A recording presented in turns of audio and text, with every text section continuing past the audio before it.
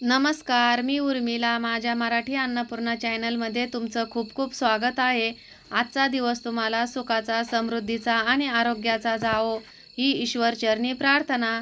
तर बघा, आज मस्त असं एक झाडाला रामफळ पिकलेलं होतं, ते तोडून आणलंय मी आणि आता याची बासुंदी बनवणार आहे. तर आता आहे ना, उन्हाळा चालू आहे. ह्या उन्हाळ्याच्या दिवसामध्ये पोटाला थंडावा देणारं रामफळ आणि ह्या रामफळामध्ये ना भरपूर असा गोडवा असतो.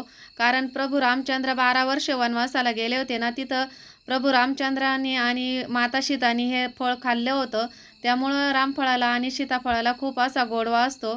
तर चला, आता अधिक वेळ न घालवता आपण रेसिपीला सुरुवात करू. तर मस्त असं रामफळ तोडून घेतलंय मी, हातानेच तोडलंय. पिकलेलं होतं जास्त, त्यामुळं सहज हाताने तुटलं गेलं ते. आता चमच्यानी ना याचा गर काढून घेते पूर्ण. तर इझिली गर निघतो याचा चमच्याने. पूर्ण असा गर काढून घ्यायचा आणि याची बासुंदी आहे ना, आपण पुरणपोळी, चपाती आणि पुरीबरोबर पण खाऊ शकतो किंवा अशी पण थंड म्हणजे फ्रीजमध्ये थंड करून आपण पिऊ शकतो.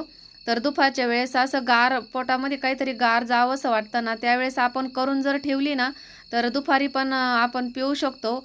तर आपण सगळं गर काढून घेतलं आहे आणि दूध टाकलं आहे यामध्ये. तर थंड दूध टाकायचं आहे, गरम दूध टाकायचं नाही. गरम जर दूध टाकलं ना, तर पूर्ण लालसर होऊन जाते हे शिकरण. तर म्हणजे असं सफेद कलरचं राहत नाही. त्यामुळे आहे ना, गरम दूध टाकायचं नाही, थंडच टाकायचं. आणि जेव्हा आपल्याला प्यायची असेल तेव्हा खायची असेल ना, त्याचे 5-10 मिनटं अगोदरच करायची. नाहीतर त्यात म्हणजे सकाळी करून ठेवली आणि दुपारी जर खाल्ली ना, तर ती पण लालसर पडते. तर जास्त वेळ राहत नाही, लगेच लाल पडून जाते. आणि बाहेर ठेवायचीच नाही, फ्रीजमध्येच ठेवायची. फ्रीजमध्ये जर ठेवली ना, तर मग सफेद कलर राहतो. जर फ्रीजमधून बाहेर काढली ना, तर लालसर कलर होऊन जातो तिचा. त्यामुळे ना, जेव्हा खायची प्यायची असेल ना, त्यावेळेसच करायची. तर असो, चला आता आपण आहे ना, सर्व बिया काढून गर काढून घेतला. त्यामध्ये दूध मिक्स केलं आणि चांगलं चमच्याच्या साहाय्याने ना मिक्स करून घेतलं. त्यानंतर बिया काही वेगळ्या होत नाही लवकर त्याच्या, म्हणून एक पुरणाची चाळणी घेतली. त्याच्या खाली पातेलं ठेवलं आणि त्या चाळणीच्या साहाय्याने ना आपण सगळा गर आहे ना, हा पातेल्यामध्ये काढून घ्यायचा आहे. तर सहजासहजी आहे ना, याच्या बिया काही वेगळा होत नाही. त्यामुळे आहे ना, आपण हाताने पण करून घ्यायचे आहे नंतरून. आधी जरी आपण चमच्यानी केले ना, तर नंतर आहे ना, आपण हाताने करून घ्यायचे आहे, म्हणजे हाताने पटकन होतं. आणि 5 मिनिटात होणारी रेसिपी आहे, जास्त वेळ काहीच लागत नाही. पण आहे ना, मनाला समाधान देणारी आहे का, खूप छान लागते. तुम्ही नक्की करून बघा. तर बघा, आता बिया सर्व वेगळ्या झाल्या आहे. आता आपण आहे ना, यामध्ये साखर टाकू. तर मी मिक्सरमधून साखर वाटून घेतली आहे.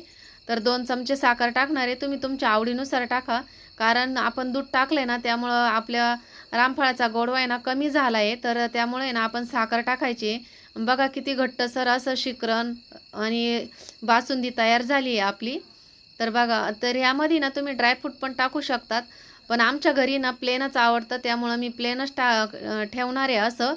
आणि यामध्ये ना वेलची पावडर आणि साखर दोन्ही एकत्र केलं आहे. त्यामुळं मी दोन्ही मग तसंच टाकते आहे आणि आवडीनुसार टाकायची आहे. तर मी तेवढी पण साखर टाकून देणार आहे आणि तुम्ही तुमच्या आवडीनुसार टाका.